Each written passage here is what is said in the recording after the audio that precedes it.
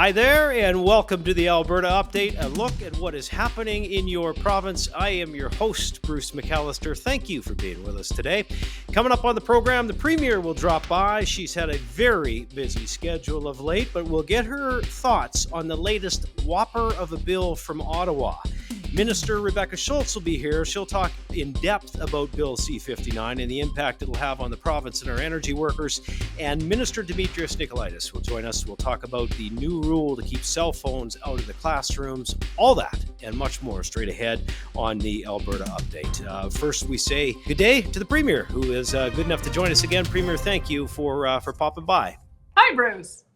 Let's start with this one. Just when you thought it couldn't get any more challenging for Albertans when it comes to legislation from Ottawa, well, we get Bill C-59. This is basically a gag order on oil and gas companies, as many have described it.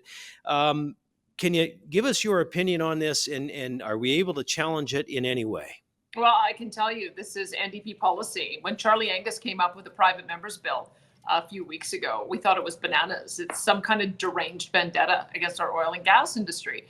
And I didn't think too much of it, but to see that they, in the final hours of passing their Budget Implementation Act, brought through an amendment that essentially built in all of the same crazy language, making it essentially illegal for an oil and natural gas producing company to talk about their environmental record and the progress that they're making on emissions reduction. That has had an immediate impact. We've seen that the energy companies, afraid of frivolous lawsuits, let's be clear about why they had to react this way. They're afraid of frivolous lawsuits that will lock them up in courts for weeks or months or years. They made the decision to pull their advertising pending some clarity on how this is going to be interpreted. I have no idea how it's going to be interpreted. They talk about having to have internationally recognized standards for how you measure these things. What are they referring to? I don't know what internationally recognized standard they're talking about. The federal government has different data than we have. They use environmental groups who have questionable methods for how they develop their methodology. That's not credible either. We're going to make sure that we stand up from a constitutional point of view to challenge their intervention in our area of jurisdiction, and we're going to make sure that we stand up for the charter rights of not only us but also our energy companies to ensure that we have the ability to talk about our industry and its incredible environmental record. It's bananas. Like some of these companies, as you know, already scrubbing their websites. They're just not sure what content they can leave up. Minister of Environment and Rebecca Schultz is going to join us in a few minutes to talk about this more in depth. I've got a few other things to chat with you about. Despite these inflationary challenges that we're facing from Ottawa and its policies, still great progress on the economy. Alberta's fiscal update was released this week. Balanced books and more money ever for education and healthcare. Are you happy with the path we are on? Look, I have to tell you, and I know that people might be surprised at the level of the surplus, but this is good news because we have to budget in a way that's prudent. We have no idea what oil and natural gas prices are going to be when we start the year, but we know that they can probably go as low as $65 a barrel. And we were very fortunate that oil ended up averaging over $77 a barrel last year. So what we're trying to do is maintain a level of spending that we know in good times and bad we'll be able to run a balanced budget. And then when we have a surplus, we're able to do some things with that. We're able to pay down debt, which allows us to free up some money in finance charges that we can put towards operational spending. It improves our credit rating when we do that as well. And it gets us on a pathway of being debt-free like we used to be prior to the NDP coming into office. We also are allowed, those extra dollars enable us to put money into our Heritage Savings Trust Fund. That will allow us to grow that fund to, I hope, $250 billion.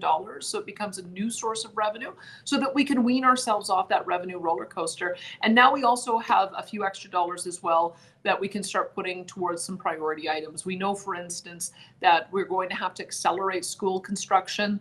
We're going to have to accelerate construction of hospital facilities, mental health facilities, addiction facilities, assisted living facilities. There are road projects that need to be constructed. So we've structured those surpluses so that they can be used for that kind of one-time spending. And I'm very pleased that the finance minister, once again, was able to make sure that even though we had a huge cost last year of $3 billion to get us through the fire season and dealing with all of the evacuations that occurred then. I'm just so pleased that we're able to be in a position where we're doing record spending on healthcare, record spending on education, $8 billion per year capital funding plan, keeping us with the lowest tax environment in the entire country, continuing to attract businesses here, and also be able to run surpluses to pay down debt and save some money. I think that's what we were elected on doing, and that's what we're going to keep on doing. Well, speaking of attracting business, another major project, industrial project coming with Shell. They announced a couple of carbon capture and storage facilities. More great news in investment. No, it's amazing to see this. We are so far ahead of so many other jurisdictions. Other jurisdictions are just now talking about carbon capture and mapping out their pore space and trying to build infrastructure. We're there with the Shell Quest project and the carbon trunk line. We have already sequestered 13 megatons of emissions, and we're going to be on track to keep on sequestering at a rate of about 4.5 megatons a year. So we've already proven this technology at scale, and now that we've got 25 additional potential hubs, 2 of them that were just announced with Shell, that's going to be a major economic driver. What we want to be is we want to be known for not only a place that is a reliable producer and provider of energy and food, but also able to do those things in a way that has the lowest emissions profile on the planet, so that people can feel good about being able to purchase from us, knowing that we're reducing emissions. So I think to see these kinds of projects go ahead and make final investment decision, I think it sends exactly the right message to the world. This is the place to invest, and we can do it responsibly. Premier, you, like a lot of Albertans, had a lot of fun thanks to the Edmonton Oilers and the amazing run that they went on in the playoffs. Of course, they came up a little bit short. Are you over the heartbreak of that? And have you made good on your bet with Florida Governor Ron DeSantis? Oh, doesn't it just break your heart? Oh, my boys, they were all so injured. We find out after the fact that Draisaitl, I think, playing with a broken rib, and it sounds like McDavid is also playing with an injury, and they just put their heart and soul into it. To be short by 1 goal, right after all of that, I think it's been a heartbreak for everybody. But you know what? I just love Edmonton Oilers fans. I think everybody has been. They took it in stride. In some communities, they don't take losses in stride, and so I'm very proud of how our fans dealt with the loss. And when it comes to making good on the bet, I guess we've got Governor Ron DeSantis. He's going to enjoy some fine Alberta whiskey. I've got a number of candidates that are lined up as a potential. I might end up having to send them a box because we've got so many incredible micro distilleries here. But I'll make good on it. I was looking forward to some key lime pie, but who knows? Next year, maybe. Maybe next year. Okay, one more, and this is another hard-hitting question. You know what's coming? The greatest outdoor show on earth. Have you dusted off your boots yet? It's almost time. Woo! Well, I put my boots on and I realized they were still dusty from the last time I wore them. So I'm getting them all polished up so that I can make sure that I'm kicking around. I've got a lot of events to go to. So if anyone sees me, they should come up and say hi, and we can chat a little bit about some of the issues that are on people's mind. It's such a great time to connect with people. And also, you hear about the things that people are thinking are going really well, and they'll also tell you about the things that are not going so well. And it's a good chance for me to hear directly from Calgarians in particular. And I just love the fact that we've got our beautiful city and our province on showcase to the world. I mean, the Edmonton Oilers showcased us to the world. Greatest outdoor show on earth.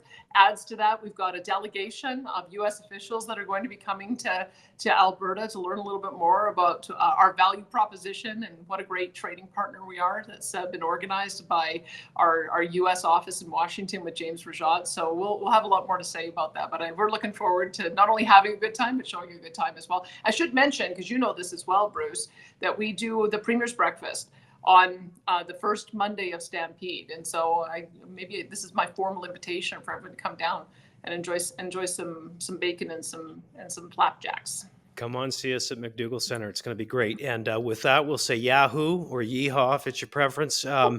Premier, thanks for this. We'll see you soon. Thank you.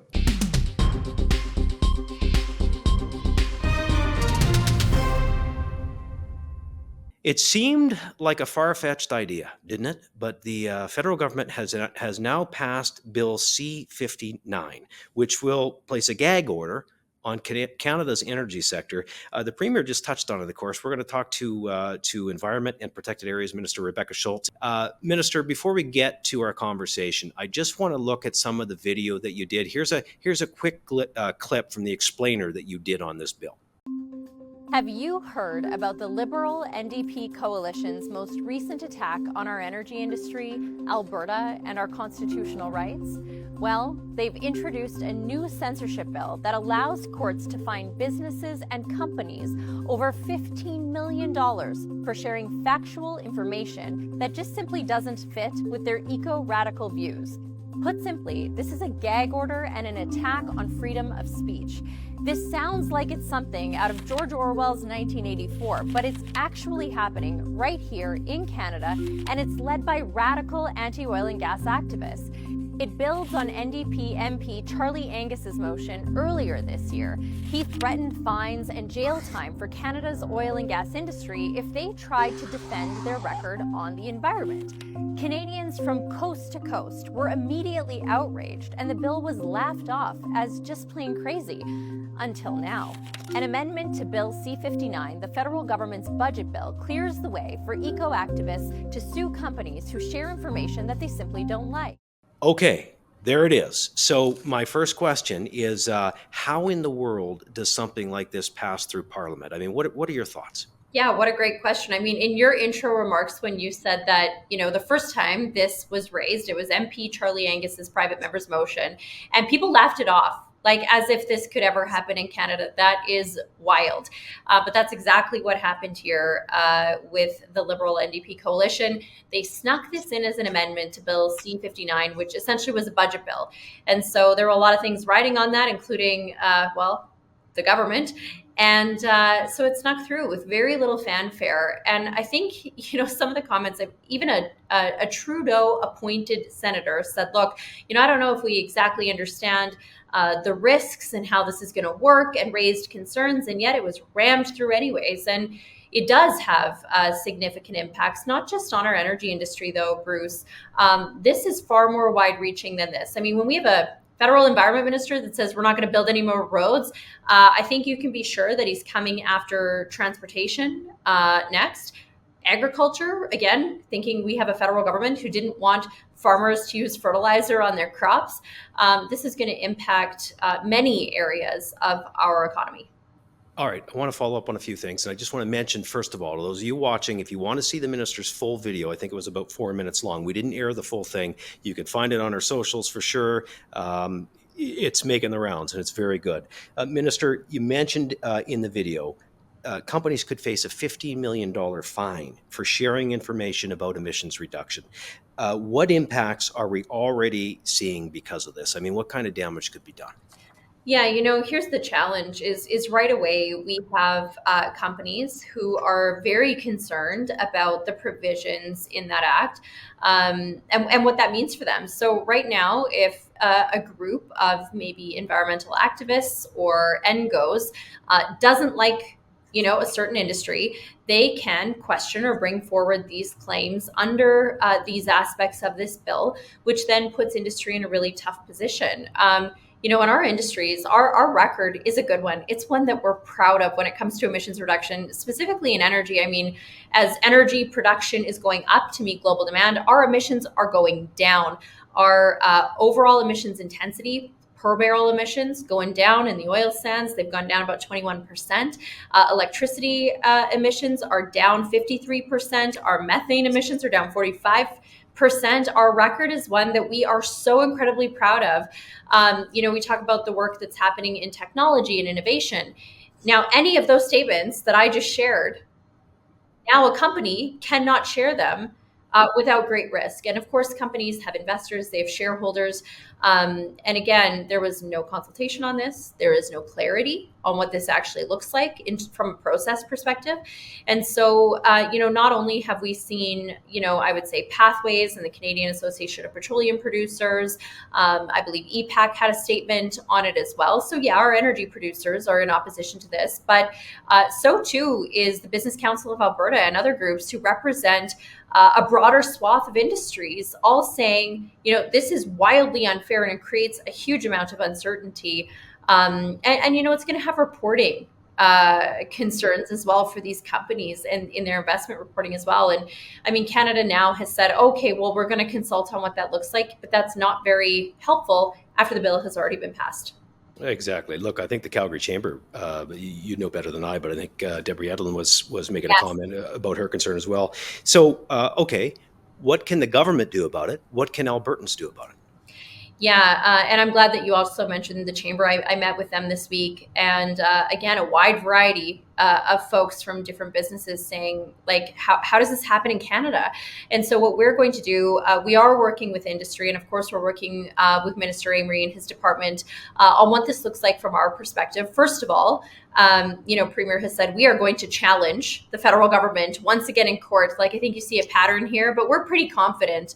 Obviously, in our record from what we saw on the Impact Assessment Act, Bill C-59, the plastics legislation, and the courts, ruling, I think, in our favor on the unconstitutionality of those pieces of legislation. But message to Minister Guilbeault, we will see you in court once again. And, just to point out, like, I think that the outrage from the NGOs and the activist left when we started raising concerns about this bill tells us that that's exactly what they were going to do all along. And when you think about the fact that we live in Canada, we live in a country where one would suspect we would be able to have freedom of speech, and now you have a government saying you can only speak freely and you can only share facts if they fit with our narrative and our way of viewing the world, and that's a pretty scary place to be. Exactly. Some of these companies are already scrubbing their websites and taking information down just to be sure and be safe. It seems so crazy to me. Hey, a new report by Deloitte, you're probably aware of, said that the proposed federal oil and gas emissions cap could cost Canadians $282 billion, $282 billion in GDP over 10 years. Your thoughts on that? Well, my thoughts are, again, this is the third report that we've seen that talks about these massive impacts to the Canadian economy, tens of thousands of jobs, just directly, quite frankly, in our energy industry, not to count the other impacted jobs in service industries and other related industries. With those type of facts, it just seems so reckless that the federal government would continue to go down this path of implementing a policy that would have that kind of impact on the Canadian economy. I think it is reckless. And I also think that, once again, the key piece is that it also demonstrates that production of oil and gas is going to be limited by this oil and gas cap, which is what we've been saying all along on the constitutionality concerns that we have about the federal government's proposed emissions cap, which we imagine to be coming out this fall. You just returned from a trip to Washington, so I'll ask you a bit of a two-parter. Number one, what's your takeaway, I guess, for Albertans? And number two, I'm curious, as I think a lot of people would be, what is your U.S. counterpart's reaction to what the federal Liberals are doing with our energy industry? Oh, wow. Well, first, I'll tell you, the last day we were there in meetings, one person specifically asked me, Canada, like, do you not have constitutionally protected freedom of speech? What is going on up there? Just so embarrassing, I have to say. And that was really related to Bill C-59 and not being able to talk about the great work that our energy industry is doing. And I think, in a broader sense last week, I often think about the Premier's goals to telling Alberta's story. And she does such a great job of that, Bruce. And I, think that was reiterated in the meetings that I had last week about the importance of us, when we look at the fact that I think it was almost 60% of American oil imports are coming from Alberta. We are very key trading partners for the U.S. And in every conversation that I had, whether it be there were some congressional groups, we met with the Special Presidential Envoy on Climate. We have some differences of opinion on how we approach some of those issues, but I think it's good to have the conversation about our record with their Department of State for Energy to talk about what we're doing on emissions reduction, how we are stepping up production to meet global demand, and then to talk about all of the amazing technology that's happening here in Alberta. It really reiterated what the Premier's approach has been, which is really to get out there, to make connections, to tell our story, and to look for opportunities to partner, especially when people are looking to Canada to step up and meet global demands, not only for energy, but for food production and other resources. And so it was a busy week, but a productive one. And I just, I have to say, people have really appreciated our government's approach to building those connections across multiple ministries, and of course, starting with our Premier. Well, thanks for telling our story. And Minister, I just want to say you're always so gracious with your time. We appreciate you coming on here. Hope you get a bit of a break this summer, and we'll see you soon. Sounds great. There is Minister of Environment and Protected Areas, that is Rebecca Schultz, joining us on the Alberta Update. Well, we have some agriculture news to share with you today. Dairy Innovation West is building Canada's first state-of-the-art milk concentration plant right here in Alberta, thanks to the Agri-Processing Investment Tax Credit Program. Through these kinds of tax incentives and advantages, the government is ensuring that Alberta continues to be the premier destination for investments in agriculture and agri-food processing. I'm RJ Sigurdsson, Alberta's Minister for Agriculture and Irrigation. Alberta is home to one of Canada's strongest ag sectors, and dairy production is a significant contributor. In 2023, Alberta farmers produced just shy of 840 million litres of milk, almost 10% of Canada's total. And our dairy manufacturing industry employs more than 3,000 people. Recognizing the important role of Alberta's dairy sector, I'm thrilled that Dairy Innovation West Buildings and Land Corporation has qualified for the Agri-Processing Investment Tax Credit Program. When the $73.7 million facility opens in Black Falls in 2025, it will process up to 300 million litres of milk sourced from Western producers each year. It will create as well 185 permanent and temporary jobs. Once Dairy Innovation West opens, it will transform raw milk into a new concentrated form for transportation to other processors. We picked this location because in Alberta, this is where the majority of the dairy farmers are. We have this plant here that does ultrafiltration and reverse osmosis. We're taking 3-4 trucks and actually concentrating the proteins and the volume, and then we're really having one truck leaving the facility. Alberta producers are already stewards of the environment, and this facility will help the dairy industry take it to the next level. I'm thrilled to see this landmark facility being built right here in Alberta. The Agri-Processing Investment Tax Credit Program is doing its job, helping our province become a hotbed for major investments in food and agri-processing.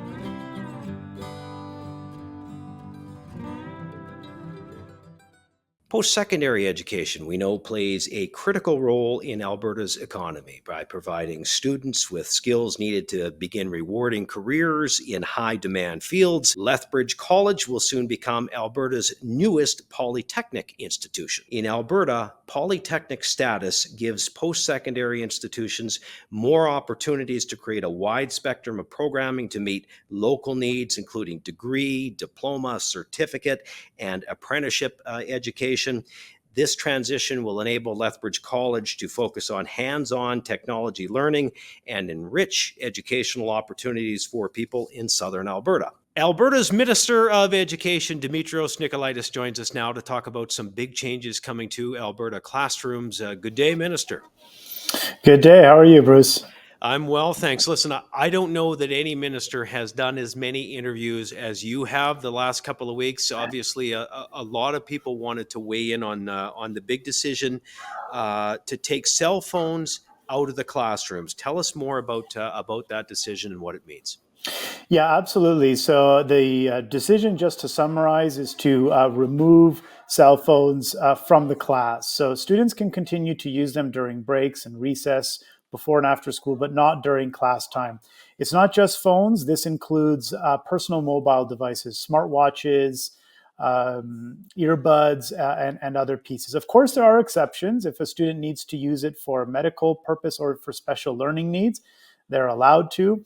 Otherwise, these devices are not permitted during class time. In addition, we're also asking and directing our school boards to limit access to social media sites. This is being done for two main reasons. Number one, to remove distractions from the classroom. When our students and our kids are in the classroom, they need to be focused on their learning and retention of learning goals as a top priority. And secondly, we want to work to make sure that we're doing what we can to reduce instances of bullying, cyberbullying, online harassment, intimidation, or other things that may occur on social media. So those are our two primary objectives. We heard overwhelmingly from parents and teachers that they want this. We did a survey and 68,000 folks responded to the survey. It was the highest responded survey in Alberta government history. And they were quite unanimous that they wanted more restrictions put in place.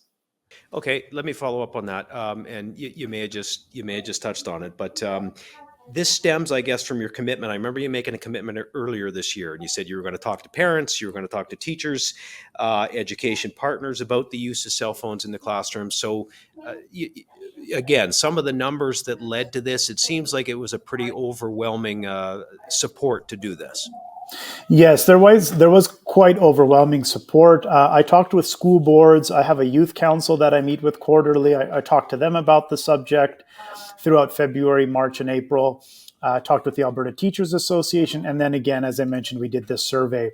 And the respondents were overwhelming in their response that they wanted more restrictions to be put in place. There were very few people who really viewed the addition of cell phones in the classroom as being a positive force. Even teachers, we didn't see any big difference between teachers and parents in the responses. Teachers were just as in favor of limiting these distractions as were parents. So it was good to see that from the different constituent groups who were replying to the survey that we were getting quite a degree of consensus about what to do. Minister, is it province-wide?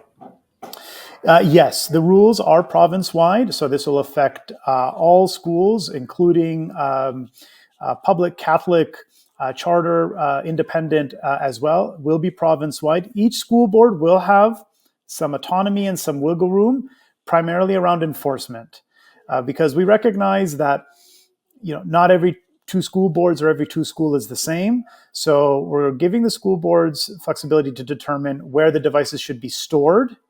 The guidance that we're providing is that they must be turned off and out of sight. So some, have pouches at the front where they put their phones in and they get a number and then they, like a coat check and then return their number and get their phone back. Others have lockers, others have other. So we give them that flexibility. And in addition, the enforcement and the consequences for non-compliance will be determined locally by the school boards. So when you hear about something like this, look, this is a huge move. And like you said, I think most parents and teachers seem to support it. There'll be some bumps for people to get used to it. What about academic studies? Is there any research been done to show, how positive this might be on kids, for kids? Yeah, there's a pile of academic research in this area, and there was a study. I believe it was in Sweden or might have been the United Kingdom, but they looked at academic performance of students in situations where they had removed cell phones and other distractions, and were able to show that there was some improvement in academic performance after rules such as this were put in place. There's also a number of studies that really point to the distraction that these devices can cause. There was one in particular that I remember where they had two groups of students. One control group, no phones. They received a 20-minute lecture and then were asked to fill out a quiz. Another group had cell phones, same instruction, same quiz, but the group that had the cell phones, even though they weren't allowed to use it, the researchers pinged the phones and sent notifications to the phones throughout the duration of the lecture.